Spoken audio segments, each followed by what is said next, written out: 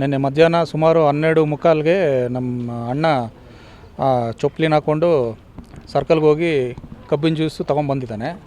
ತೊಗೊಂಬಂದು ನಮ್ಮ ವೈಫ್ಗೆ ಕೊಟ್ಟು ನಮ್ಮ ಮದರ್ ಕೊಡಿ ಅಂತ ಹೇಳಿಬಿಟ್ಟು ಹೋಗಿ ಮಲ್ಕೊಂಡಿದ್ದಾನೆ. ಸೊ ಸ್ವಲ್ಪ 1 ಅವರ್ ಆದಮೇಲೆ ಒಬ್ಬರು ಲೇಬರ್ ಬಂದುಬಿಟ್ಟು ನಮ್ಮ ಮನೆಗೆ ಬಂದಿರ್ತಾರೆ ಏನೋ ಒಂದು ಕೇಳೋದಕ್ಕೆ. ಆವಾಗ ಅವರು ನೋಡಿ ಐಡೆಂಟಿಫೈ ಮಾಡಿದರೆ ಅಲ್ಲಿ ಹಾವಿದೆ ಅಂತ. ಸೊ ಅದನ್ನು ನಮ್ಮ ಫಾದರ್ ಒಬ್ಬರು ಐಡೆಂಟಿಫೈ ಮಾಡಿ ಅದು ಕೋಲಲ್ಲಿ ಹಿಂಗೆ ಎರಚಿದ್ದಾರೆ.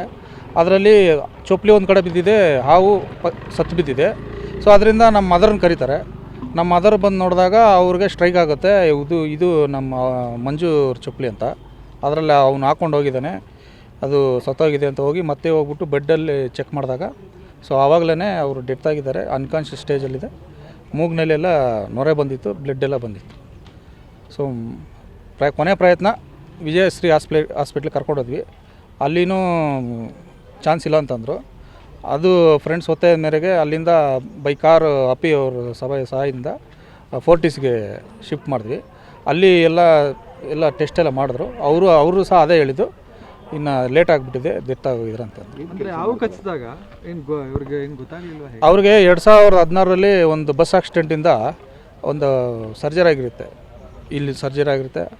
ಅದರ ಎಫೆಕ್ಟ್ ಬಂದ್ಬಿಟ್ಟು ಫ್ಯೂಚರಲ್ಲಿ ನರ್ವ್ಸ್ಗೆ ಇಂಪಾರ್ಟ್ ಆಗ್ತದೆ, ನಮ್ನೆಸ್ ಸಯಾಟಿಕ. ಅದರಿಂದ ಅವ್ರಿಗೆ ಸೆಲ್ಸ್ ಗೊತ್ತಾಗಲ್ಲ. ಈ ಜೋಮ್ ಹಿಡಿದ್ರೆ ಟಚ್ ಮಾಡಿದ್ರೆ ಯಾವ ಥರ ಸೆಲ್ಸ್ ಇರುತ್ತೋ ಆ ಥರ ಆಗಿದೆ. ಸೊ ಅವ್ರು ಕಚ್ಚಿರೋ ಅವ್ರಿಗೆ ಗೊತ್ತಿಲ್ಲ. ಅವ್ರಿಗೆ ಮೇ ಬಿ ಗೊತ್ತಿದ್ದರೆ ಅಟ್ಲೀಸ್ಟ್ ಅವ್ರು ಅಲರ್ಟ್ ಆಗ್ತಿದ್ರು. ಮಲ್ಕೊಂಡಿದ್ದಾರೆ.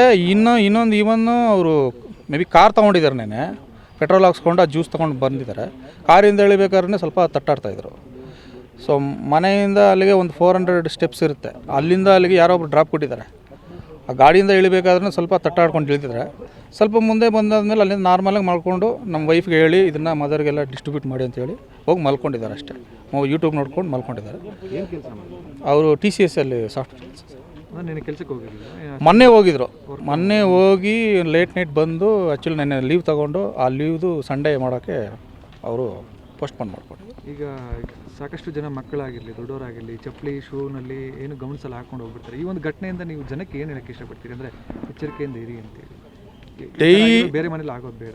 ಆಲ್ರೆಡಿ ಆ ಮನೇಲಿ ಒಂದು ಸತಿ ಹಾವು ಬಂದಿದೆ. ಅಲ್ಲಿಂದ ನಾವು ಅಲರ್ಟ್ ಆಗಿದ್ವಿ.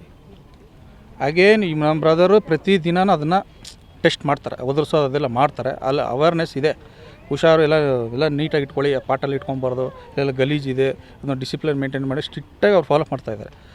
ಆದ್ರೂ ಆವತ್ತು ಯಾಮಾರಿದ್ದಾರೆ. ಜನಕ್ಕೆ ಏನು ಇಷ್ಟಪಡ್ತೀನಿ ಮತ್ತು ಇನ್ನೊಂದು ಬೇರೆ ಜನಕ್ಕೆ ನಾನು ಏನು ಹೇಳೋದು ಇಷ್ಟಪಡ್ತೀನಿ ಅಂತಂದರೆ, ದಯವಿಟ್ಟು ಆ ಥರ ಒಂದು ಸ್ಲಿಪ್ಪರ್ನ ದಯವಿಟ್ಟು ಹಾಕಲೇಬೇಡಿ. ನನ್ನ ಕಡೆಯಿಂದ ಒಂದು ರಿಕ್ವೆಸ್ಟ್. ಅದು ಯಾರಿಗೂ ಯೂಸ್ ಇಲ್ಲ. ಅದು ಹೆಂಗಂದರೆ ವಿಷ ಜೀವಿಗಳಿಗೆ ಅದೊಂಥರ ಮನೆ ಇದ್ದಂಗೆ. ಅದು ಸೇಫ್ಟಿ ಚೆನ್ನಾಗಿದೆ. ಅದು ದಯವಿಟ್ಟು ಆ ಚಪ್ಪಲಿ ಯಾರು ಎಂಕರೇಜ್ ಮಾಡಬೇಡಿ, ಹಾಕಲೇಬಾರ್ದು. ಮನೆಯಿಂದ ಹೊರಗಡೆ ಹೋಗ್ಬೇಕಾದ್ರೆ ಚಪ್ಪಲಿ ಶೂ ನೋಡಿ ಹಾಕ್ಕೊಂಡು ನೋಡಬೇಕು.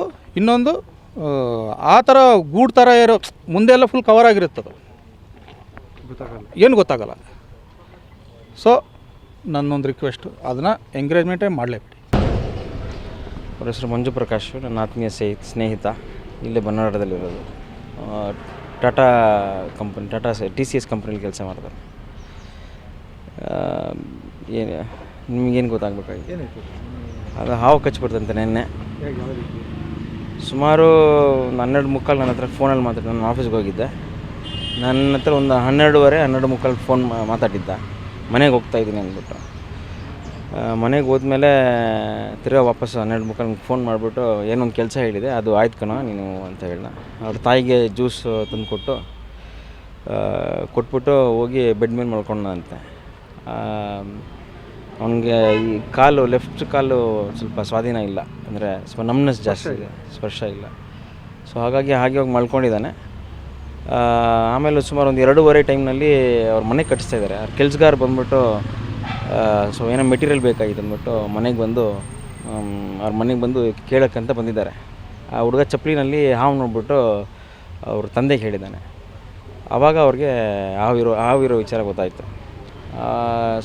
ಇಮಿಡಿಯೇಟಾಗಿ ಅವರಮ್ಮ ಹೋಗಿ ಅವನ್ನ ಎಬ್ಬಿಸೋಕ್ಕೆ ಟ್ರೈ ಮಾಡಿದ್ದಾರೆ. ಆಗ ಆ ಟೈಮ್ನಲ್ಲಿ ಅವನಿಗೆ ನೊರೆ ಎಲ್ಲ ಬಂದ್ಬಿಟ್ಟಿದೆ.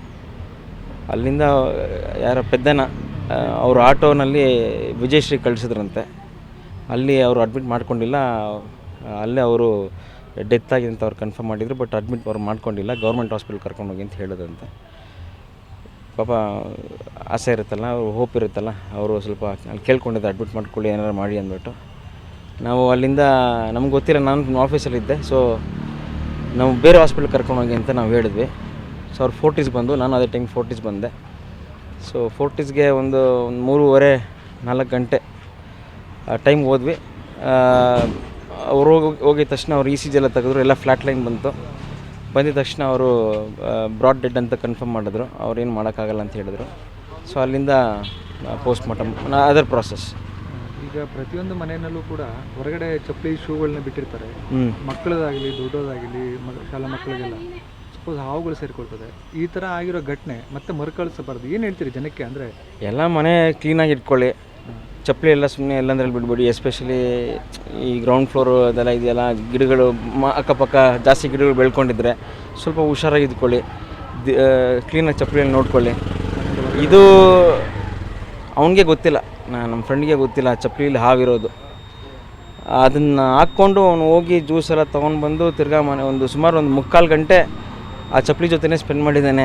ಮನೆಗೆ ಬಂದಿದ್ದಾನೆ, ಚಪ್ಪಲಿ ಬಿಟ್ಟು ಮನೆ ಹೋಗಿ ನಿದ್ದೆ ಮಾಡಿದ್ದಾನೆ. ಸೊ ಅವ್ನು ಆ ಹಾವಿರೋದು ಕೂಡ ಗೊತ್ತಿಲ್ಲ. ಸೊ ಸ್ವಲ್ಪ ಹುಷಾರಾಗಿ ಎಲ್ಲ ಕ್ಲೀನಾಗಿ ಇಟ್ಕೊಳ್ಳಿ ವಾತಾವರಣನ. ಹೇಗೆ ಹಾಕೋಬಿಡ್ತಾರೆ ಮಕ್ಕಳಾಗಿರಲಿ ಇದಾಗಿರಲಿ ಶೂ. ಅದೇ ಸ್ವಲ್ಪ ಕ್ಲೀನಾಗಿ ಎಲ್ಲ ಒದರಿ ಇದು ಮಾಡಿ ಟ್ಯಾಪ್ ಮಾಡಿ ಆಮೇಲೆ ಹಾಕ್ಕೊಳ್ಳಿ.